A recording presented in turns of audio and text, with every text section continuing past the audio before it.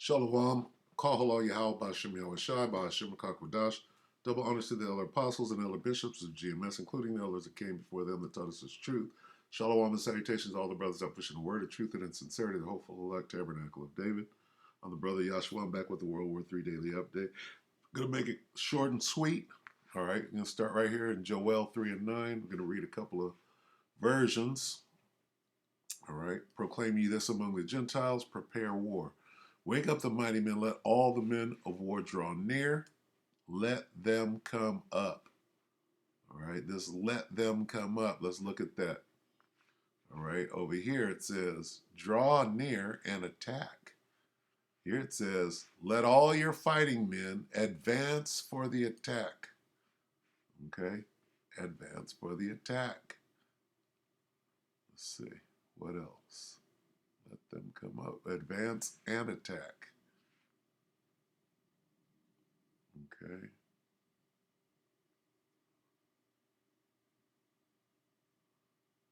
All right, about the same. Come near and attack. Gather all your soldiers and march. Call them up. Call up the rear, if you will.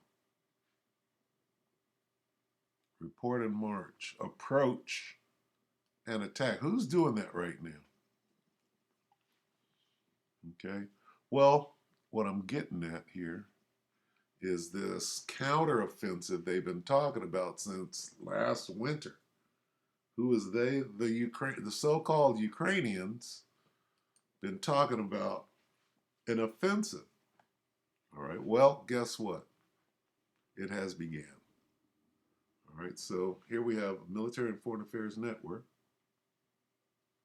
What does it mean, Ukrainian offensive? Well, they've been on the defensive since Russia allegedly invaded the Ukraine, right? Which was a year ago. Right, a year and some change now. So now, supposedly, Ukraine is on the offensive. What does that mean? Well, what it means to the men of the Lord, this thing is going to go nuclear. All right? It's going to boil over into World War III. There's some red lines that the Russians have drawn, if you will. They drew a red line at Crimea. Crimea is being attacked. And from what's going on, supposedly Ukraine is supposed to be taking back the territories that were taken from them. And Crimea was taken from them in 2014. All right. So are they taking that back too? That's a red line at this point where they go to tactical nukes. Okay, anyway, take it away. The voice of reason. This was 1 hour ago. So let's see what they say about the long coveted Ukrainian counter offensive, if they speak in those terms. Here we go. Good day, everybody, and welcome to another edition of the Military and Foreign Affairs Network. I am your host, the voice of reason. Today, we continue our ongoing coverage of the war between the Russian Federation and Ukraine. And today, I am pleased to say that my coffee was not spilled. I appreciate the Russian FSB not conducting an operation that would entail me spilling my coffee. So I can't blame the Russians today. But the day is not over with yet. I'm sure I'll be able to find something to blame the Russians for. Well, all eyes right now are on... When he does that, right? When he does that, he's making a point, and he's being sarcastic. He said, I'm sure before the day is done, I'm sure I'll be able to find something to blame the Russians for, which is what the Americans do. So he's making fun of that, is what he said. I'll be able to find something to blame the Russians for. Well,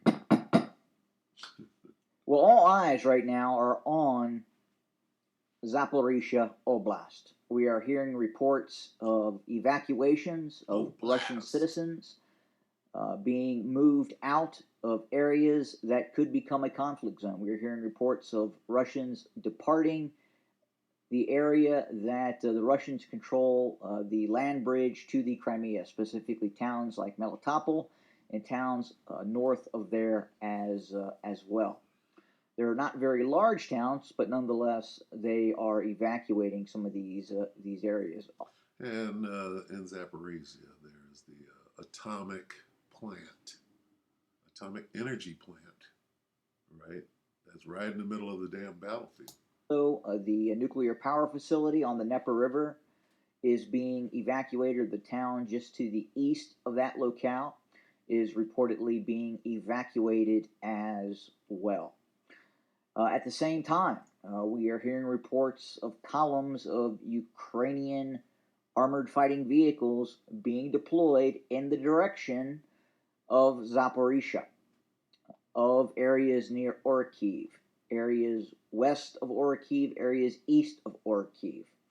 We have seen video evidence that displays columns of newly painted Bradley armored infantry fighting vehicles in column formation on the roadways, apparently heading south, possibly towards a operation that could take place sooner rather than later in this area. The Ukrainian counteroffensive is what he's explaining. Apparently, it hasn't come to engagement yet, but they're moving. Let them advance for the attack. Isn't that what we read? So, what units are currently deployed? What Russian units are preparing for a possible defensive operations against these Ukrainian units? What Ukrainian units are being deployed for this possible attack that could be taking place very, very soon? Possible what? Let them advance for the attack. This possible attack. Listen close to the terms being used. Possible attack that could be taking place very, very soon. Some YouTube channels are reporting that it has already started, that artillery preparations have started, that reconnaissance missions have started in force. But again, we're not seeing the type of intensity that would be indicative of a very large-scale operational offensive by the Ukrainians. So, okay, so we could end it right there. So basically, they're advancing for the attack, but they have not attacked yet. All right. So next week, starting tomorrow, should be very, very interesting. We'll go ahead and end it right here.